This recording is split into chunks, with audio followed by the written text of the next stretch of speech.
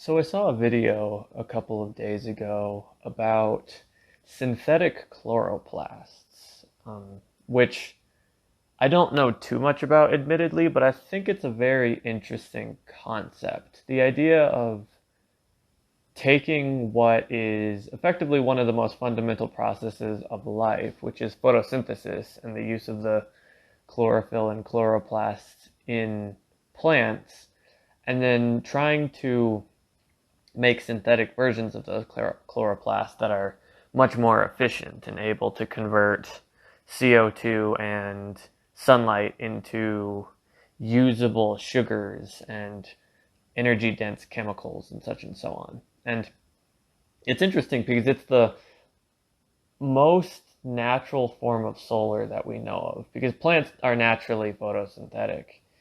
Um, and we just kind of take that for granted, but it's interesting to see why do they specifically use chloroplasts, and is there any benefits that we might see as opposed to using photovoltaics or solar panels.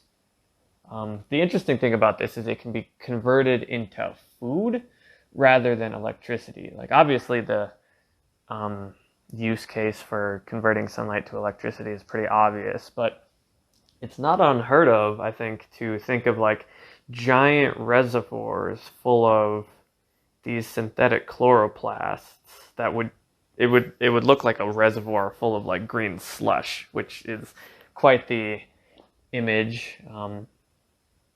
But it would, yeah, it'd be like a big reservoir full of green slush, and then you could process that slush into um, consumables. Like it would probably they would be probably be rudimentary sugars that from there it would be interesting to see if maybe you could figure out how to turn those rudimentary sugars into a serum of some sort that could be used for cultured meat and things like that. So it's not unreasonable to think that you could have like this big, like giant reservoir like sized facility of the synthetic chlorophylls, absorbing energy from the sun and pulling in carbon dioxide, um, producing basic sugars, and then those basic sugars could be refined into serum that gets grown into, a T-bone steak.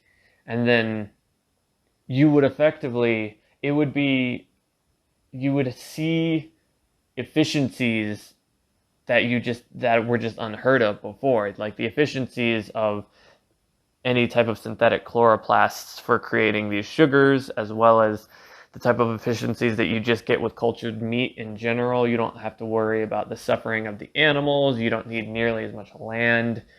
Um, it's really it's a field of study that will mature into very interesting things. I feel like there will always be pushback. It's not meat if it doesn't come out of an animal. No, no, no. The lobbies will fight that, and yada yada yada. But so long as it is, I guess, chemically, and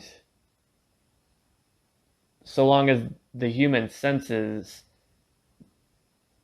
are placated enough to the point where it's like it seems like meat, it tastes like meat, it like it's completely what's the word, unidentifiable which one is synthetic and which one is genuine from a cow like meat, then the amount of like efficiency you get from that, you could effectively feed everyone on the planet like high quality proteins that are very energy dense, that don't require large factory farms. And there's the whole saying that if everyone on Earth ate like Americans, we would need three Earths. And it's like, that's true with current technology, but I don't think we should be so short-sighted. We should look and see that there are ways that we can bring high quality meats and proteins and very energy dense foods to the entire world in a very efficient manner. And I think artificial chloroplasts are literally the first step, because if we're following, generally nature's blueprint, you always got to start with the green stuff and then you work your way up to the mean stuff. And, so I think being able to take control of those processes is very powerful, and I'm surprised more people aren't talking about it.